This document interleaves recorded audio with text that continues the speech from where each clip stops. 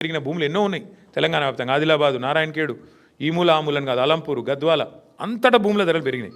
ఇవాళ రేవంత్ రెడ్డి గారు ఏం చేస్తున్నారంటే, ఆయన ప్రభుత్వం ఏం ఆలోచన, ఎంత పెద్ద కుంభకోణం అంటే ఇదేం పాలసీ అంటే తెలుసా మీకు? ఈ 9292 ఎకరాలు వీళ్ళు ఏం చేస్తారట అంటే, మా గవర్నమెంట్లో మేమున్నప్పుడేమో 100% SRO రేట్ చెల్లించాలా, ఒరిజినల్ అలాటీ చేతిలో ఉంటే, ఒరిజినల్ అలాటీ చేతిలో కాకుండా ఇంకోరి చేతికి పోతే 200% అని పెడితే, రేవంత్ రెడ్డి ఏమంటున్నాడు, కేవలం అప్లికేషన్ పెట్టుకుంటే వారం రోజుల్లోనే పర్మిషన్ ఇస్తారట. ఏది టీఎస్ ఐపాస్ లెక్క, అర్జెంటుగా డబ్బులు కావాలి కాబట్టి, అర్జెంటుగా లూట్ చేయాలి కాబట్టి వారం రోజుల్లో పర్మిషన్, మరొక వారం రోజుల్లో స్పెషల్ సిఎస్ ఆధ్వర్యంలో కమిటీ అప్రూవల్, మరొక వారం రోజుల్లో ఫీజు డిమాండ్ నోటీస్, 45 రోజుల్లో మొత్తం ప్రక్రియ పూర్తి. అన్నింటికి మించిన హైలైట్ ఏంటంటే 100% 200% నిబంధన మనం పెడితే మన కేసీఆర్ గవర్నమెంట్లో 30% కడితే చాలంట. ఎంత హైలైట్ అంటే 30% చాలంటే, ఏది 30% SRO విలువ. ఉదాహరణకి మీకు ఎగ్జాంపుల్ చెప్తాను. అజామాబాద్లో ప్రస్తుతం SRO విలువ, SRO వాల్యుయేషన్ 32,000 రూపాయలు ఉంది.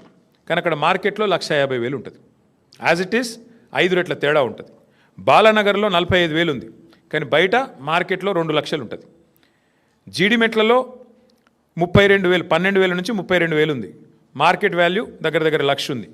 నాచారంలో 2,300 రూపాయల నుంచి 37,000 దాకా ఉంది. మార్కెట్ వాల్యూ 1,00,000 ఉంది గజం నేను చెప్పేది.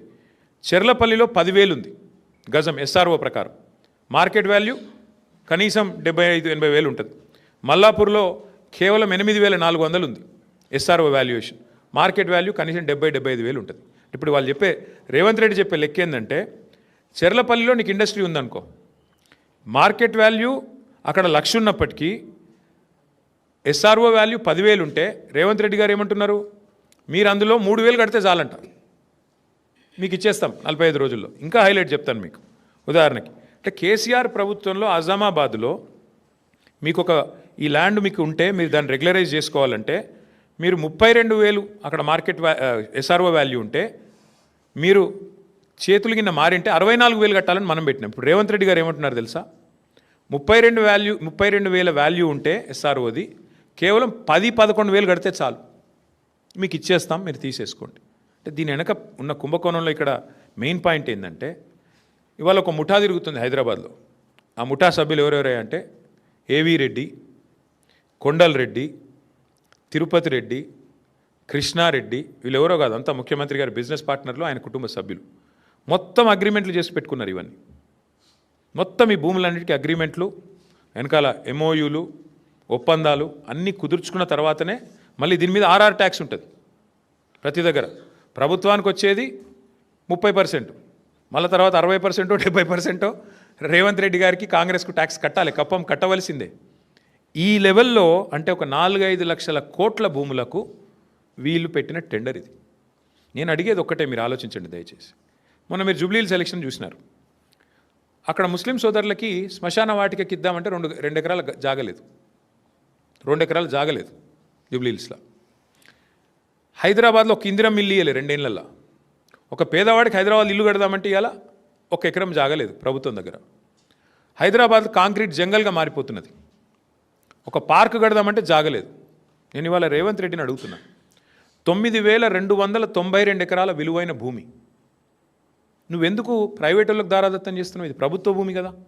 ప్రభుత్వ భూమిని మీరు పారిశ్రామికీకరణ కోసం, పారిశ్రామిక అవసరాల కోసం ప్రైవేట్ వ్యక్తులకు రాయితీ మీద ఇచ్చిన భూమి, ఎందుకు వాళ్ళ కండిషన్ పెడతలేవు?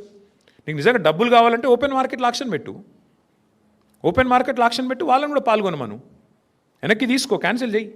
నీకు పరిశ్రమ కోసం కేటాయించినా నువ్వు పరిశ్రమ నడుపుతలేవు కాబట్టి is is null and wide, cancel చేయి, ఓపెన్ భూమిలో ఆక్షన్ పెట్టు. అది పెడతలేడు. రెండోది, హైదరాబాద్లో నీకు ఇల్లు కట్టేందుకు జాగలేదు, పార్కుకు జాగలేదు, ఒక్క ఇందిరం ఇల్లు ఇయ్యలేదు నువ్వు, హైదరాబాద్లో శ్మశానాలకు కూడా దిక్కులేదు జాగా. మరి 9,292 ఎకరాల్లో ఒక 7,000 ఎకరాలు ప్రభుత్వం వెనకకి తీసుకొని ఇండ్లు కట్టి, పార్కులు కట్టి, బ్రహ్మాండంగా శ్మశాన వాటికలకు జాగలి ఇవ్వడం వద్దంటుండా? ప్రజల అవసరాలకు హాస్పిటల్ కడదామంటే జాగలేదు. ఇలా హాస్పిటల్ కట్టాలంటే మనం కొనుక్కోవాలి జాగా. ప్రభుత్వం ఏదైనా కొత్తది ఏదైనా చేయాలంటే కొనుక్కోవాలి. నువ్వేం చేస్తున్నావు? ప్రభుత్వ భూమి, పరిశ్రమల అవసరాల కోసం ఇచ్చిన భూమి ఇలా పెద్దలకు, పెద్ద పెద్ద గద్దలకు, డబ్బులున్న వాళ్ళకు, 1,000 కోట్లు ఉన్న వాళ్ళకు ఇలా ధారాదత్తం చేసి మొత్తం వాళ్ళకి సంతర్పణ చేసి ఎవరి లాభం కోసం చేస్తున్నావు? ఎవరి కోసం చేస్తున్నావు ఇంత పెద్ద లూట్? ఇది 5 లక్షల కోట్ల కుంభకోణం. ఒకటి కాదు, రెండు కాదు, 5 లక్షల కోట్ల విలువ చేసే ఆస్తిని కాజేయడానికి చేస్తున్న పన్నాగం. నేను మాత్రం స్పష్టంగా చెప్తా ఉన్నా, ఈ విషయంలో మేము వదిలిపెట్టం.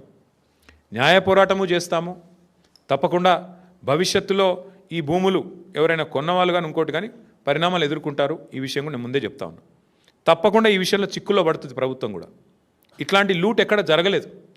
బాంబేలో, మహారాష్ట్రలో మేము కూడా స్టడీ చేసినాం పాలసీలు ఆనాడు గవర్నమెంట్లో ఉన్నప్పుడు వీటిని ఎట్లా చేద్దామని. మహారాష్ట్రలో పెద్ద ఎత్తున టెక్స్టైల్ మిల్స్ ఉండేది బాంబేలో, కమలా మిల్స్ అని, ఫినిక్స్ మిల్స్ అని. అక్కడ ఏం చేసినారు తెలుసా? ఇట్లాగే సేమ్ థింగ్ ఊరు మధ్యలోకి వచ్చేసింది మిల్లు. ఏం చేసినారు? వాళ్ళకు ఒక ఆఫర్ ఇచ్చారు, మీరు 50% ల్యాండ్ తిరిగి ఇచ్చేయండి గవర్నమెంట్కి, 50% వాడుకోండి అని చెప్పినారు. మరి నువ్వేం చేస్తున్నావు? 9,292 ఎకరాలు నీ అత్త సొమ్ము అన్నట్టు, నీ అబ్బ సొత్తు అన్నట్టు ఇలా సంతర్పణ చేస్తున్నావు. ఎవరి సొత్తు? ఎందుకు అడుగుతలేవు? వెనకకు సగం ఇచ్చేయమని అడుగు, డిమాండ్ పెట్టు. 50% land should be given back. కట్టు, అందులో ఇందిరమ్మ ఇల్లు కట్టు, హాస్పిటల్ కట్టు, పేదవాళ్లకు మరి బ్రహ్మాండంగా ఇల్లు కట్టి మేము వద్దంటున్నామా? శ్మశాన వాటికలకి పార్కులు కట్టు. ఇది ఏది వద్దంట. హైదరాబాద్లో ఇంచు జాగా దొరకది.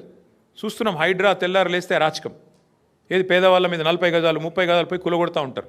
మరి 9,292 ఎకరాలు నీ అబ్బ సొత్తా, ఏ సొత్తా? ఎట్లిస్తావు నువ్వు ప్రభుత్వ సొత్తును? ఇష్టం వచ్చినట్టు ఎవడికి పడితే వాడికి. ఈ విషయంలో వదిలిపెట్టం, ఊరుకోము. ఇది పెద్ద లూటు. ఇంతకు మించిన దోపిడీ బహుశా భారతదేశంలో ఎక్కడ జరగలేదు. ప్రభుత్వం డైరెక్ట్గా క్యాబినెట్లో పెట్టి ఇవాళ దోచుకునే ప్రయత్నం చేస్తూ ఉంది. మేమేమో 15 రోజుల్లో అనుమతులు పరిశ్రమలకు అందించినాం. నువ్వేం చేస్తున్నావు? 15 రోజుల్లో భూములు అమ్ముకోవడానికి, 15 రోజుల్లో ఇష్టం వచ్చిన వాడికి ఇష్టం వచ్చినట్టు అగ్రిమెంట్లు చేసుకోవడానికి, తెర వెనుక బాగోతాలు చేసుకోవడానికి, సెటిల్మెంట్లు చేసుకోవడానికి. నేను చెప్పట్లేదు కదా, మీ మంత్రి గారి కుమార్తె చెప్తోంది భూముల గురించి ఎట్లా దందాలు జరుగుతున్నాయి, ఎట్లా గొడవలు జరుగుతున్నాయి, ముఖ్యమంత్రుల అనుయాయులు తుపాకులు పెట్టి ఎట్లా బెదిరిస్తున్నారు, ఇవన్నీ కూడా జరుగుతూ ఉన్నాయి. ఖచ్చితంగా దీన్ని విత్డ్రా చేసుకోవాలి ప్రభుత్వం, లేకపోతే మాత్రం మేము ఊరుకోము. ముమ్మాటికి కొట్లాడతాం, న్యాయ పోరాటం చేస్తాం, ప్రజల్లో కూడా ఈ అంశాన్ని పెద్ద ఎత్తున తీసుకొని పోతాం. ఇంకొక మాట కూడా నేను చెప్తా ఉన్నా, పారిశ్రామికవేత్తలు ఎవరైతే ఈ భూములు పొందారో మీరు కూడా గుర్తుపెట్టుకోండి. తప్పకుండా ప్రతిరోజు ఒక రోజులాగా ఉండదు. భవిష్యత్తులో వచ్చే ప్రభుత్వాలు డెఫినెట్గా మా ప్రభుత్వమే వస్తుంది. తప్పకుండా మీరు ఇప్పుడు ఈ విషయంలో అనవసరంగా రేవంత్ రెడ్డి కుట్రలో పడితే, ట్రాప్లో పడితే మీరు కూడా ఇబ్బందులు పాలవుతారు. ముందే చెప్తా ఉన్నాం. ఎందుకంటే ఇవాళ ఆయన సెటిల్మెంట్ల కోసం, ఆయన పైసల కోసం ఆయన దిక్కుమాలిన దందాలు చేస్తుండొచ్చు. మీరు ఈ ట్రాప్లో పడకండి. న్యాయంగా చేద్దాం. చేసేది ఉంటే 100% 200% కట్టాలా, లేదా వాపస్ 50% ప్రజలకు ఇవ్వాలా? మీకు ఇచ్చిందే. ఇప్పుడు సింపుల్ లెక్క, నేను మా సుదర్శన్ రెడ్డి గారికి ల్యాండ్ కేటాయించానండి. ఉదాహరణకు చెప్తాను, ఇంకొకటి మీకు అర్థమవుతుంది సులువైన భాషలో చెప్తున్నాను. సుదర్శన్ రెడ్డి వస్తాడు నా దగ్గరికి, అన్న నాకు హైదరాబాద్లో నువ్వు